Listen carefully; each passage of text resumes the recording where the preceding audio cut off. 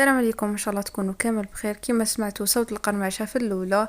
اليوم جبت لكم وصفة جد جد رائعة تستحق التجربة، ان شاء الله تعجبكم. هي الوصفة تاع الناجتس المعروفة، وصفة تاع المطاعم المشهورة كما تاع كينتاكي وغيرها. ديروها في الدار خير ما تروحوا تشروها من برا، تجي بنينة بزاف. كيما شفتوا هنايا كان عندي نص صدر تاع الدجاج، كنت قطعته وقدرت حبة بصل تاني متوسطة قطعتها ودرتهم في رحبة في الروبو، درتهم ينطحنوا في رحبة هكا باش البصل يدخلنا في الدجاج ويدرقنا وما يقعدش هكا وحده باين. درت عليهم شويه فلفل شويه ملح، ودرت لهم مغرفه تاع لامورطارد وتانيك لي زيبيس تاع الشاورما، مغرفه ونص تاع المايونيز كيما تعرفوا مخدومه بالبيض. والدجاج تانيك يجي ناشف، على هذيك لازمنا حاجه اللي طريه كيما المايونيز. ما نطيقوش نديرو البيض بس كي نديرو البيض غادي الكميه ديجا تاع الدجاج تاعنا راهي قليله، ولكون نديرو البيض كيما قلت لكم غادي يجينا جاري الخليطه تاعنا هكا. وجاني شويه جاري، على هذيك رحت درت له مغرفه كبيره تاع لا شابليغ، هذيك الرطبه هذه لا شابليغ والمايونيز مخدومين في الدار، ما نشروهمش من برا. كما تعرفوا لا شابليغ تلقاوها برا لا ما عندكمش في لي سوبرات ولا. هنا الخليط تاعي راه مليح، دوك نخليه نص ساعه في الفريجيدير يكذب روحه.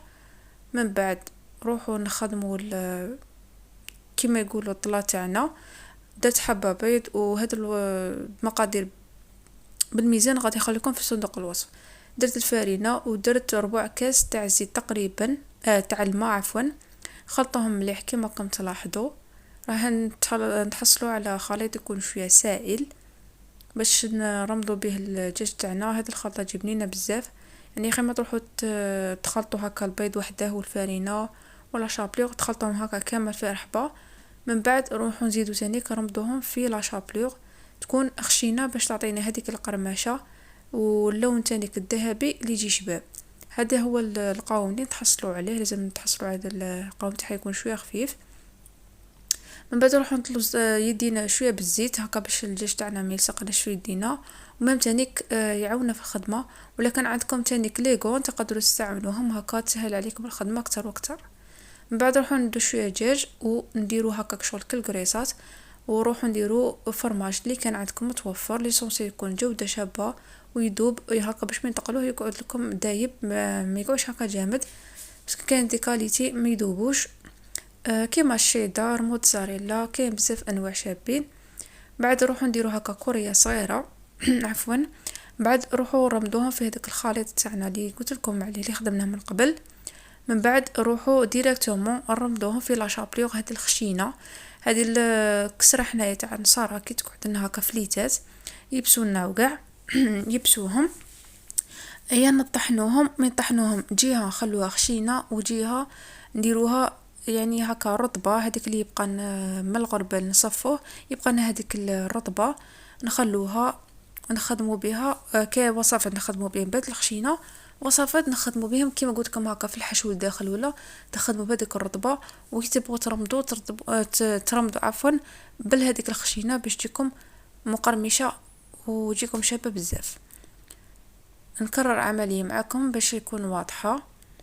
كما شفتوا حاجة سهلة يعني ماش صعيبة، اي واحد قادر يديرها. كما قلت لكم خيما تروحوا تشروهم من برا هذوك مجمدين تحصوش كيما مخدومين هكا، حاجة مخدومة في الدار، حاجة نقية حاجة بنينة على عينيكم مخدومة.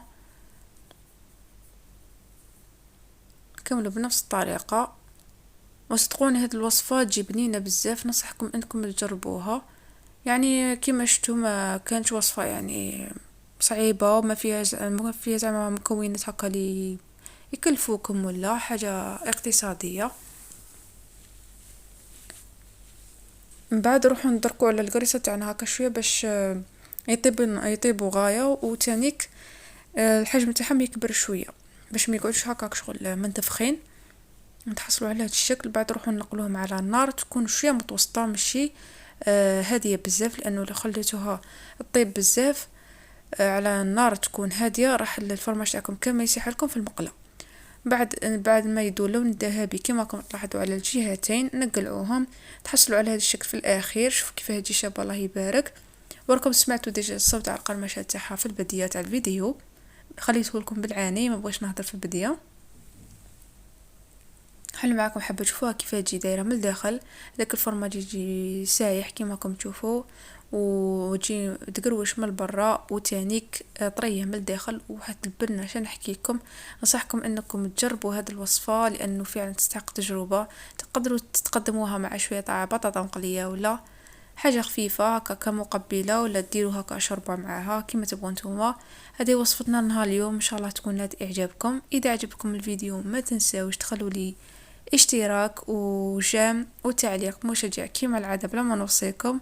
تلقوا فيديو ان شاء الله جديد. تهلاو في رواحكم والسلام عليكم.